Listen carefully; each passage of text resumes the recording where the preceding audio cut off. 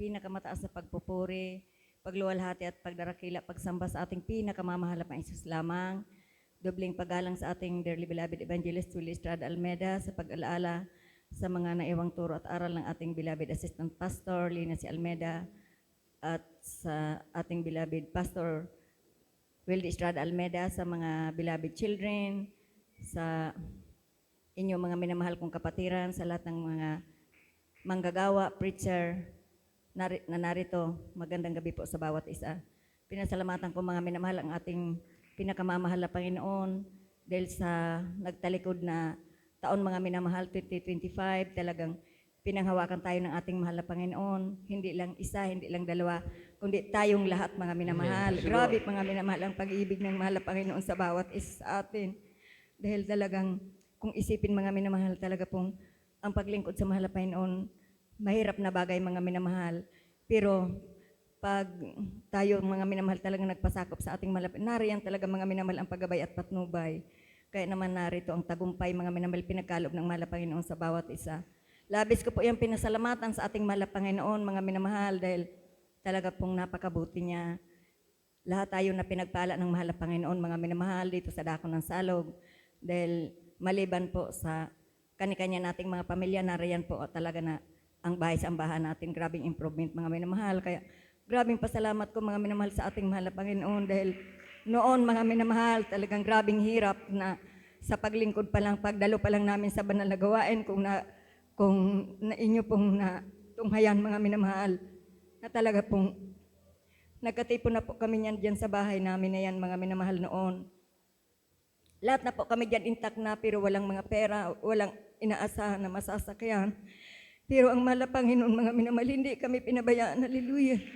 Sa kabila ng lahat na yan mga minamahal, talagang hindi siya nagpabaya mga minamahal na pinagtibay niya ang bawat isa sa amin mga minamahal. Kaya hanggang ngayon mga minamahal, narito tayo mga minamahal, stand still mga minamahal sa ating pinakamamahal na Panginoon.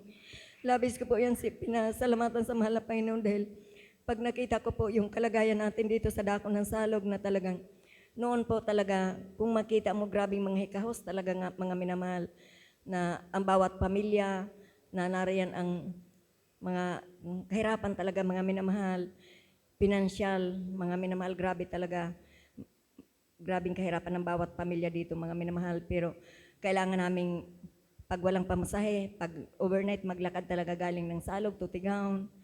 Yung mga brother, kung nag-provide sila ng mga masasakyan na yung bisikleta mga minamahal, yung pamilya nila naglalakad, yung ama nakasakay sa bisikleta mga minamahal patungo ng Tigaon. Pero mga minamahal, ngayon talagang pinagpala na tayong lahat ng ating mahal na Panginoon. Labis ko pa yung salamatan dahil kung wala po talaga ang gabay at patnubay ng mahal na Panginoon, wala mga minamahal.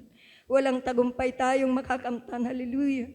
Napakabuti ng Diyos dahil nakita niya kung paano tayo nagsumikap na makasunod sa kanyang kalooban. Sa kabila ng mga kahirapan, grabe mga minamahal.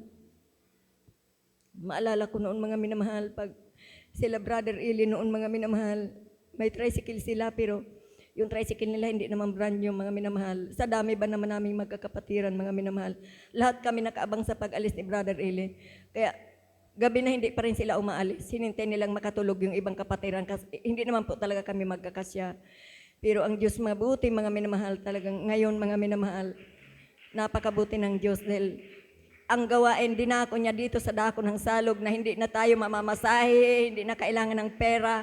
Kasalanan na lang natin mga minamahal kung hindi ka makadalo sa sa ating banal na gawain. Napakabuti ng Diyos mga minamahal. Grabing magpala ang ating pinakamamahal na Panginoon. Grabe pong pasalamat ko sa ating mahal na Panginoon dahil talaga pong noon mga minamahal, bawat isa walang kaalam-alam. Kahit ako noon mga minamahal, akala ko palaging ganun lang ang buhay. Kailangan magtiis, kailangan mong basta wala pa akong inisip. Pag may krusada mga minamahal, nag-prepare ako. Walang diaper noon mga minamahal. Ay palagi akong may maliit. Yung lampi na yan mga minamahal, pag dinala ko yun ng Sabado, ng Linggo, ginamit namin ng Linggo, labahan ko agad yan. Tapos itatago ko na yan, lahat ng katsa mga minamahal.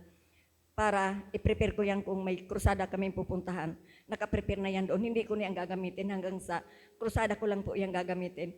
Yung lampin nila mga minamahal, yung mga sira-sirang damit namin, yun lang po ang ilalampin ko para may panlampin po ako sa gabi. Pero ang mahal na Panginoon talagang grabe mga minamahal.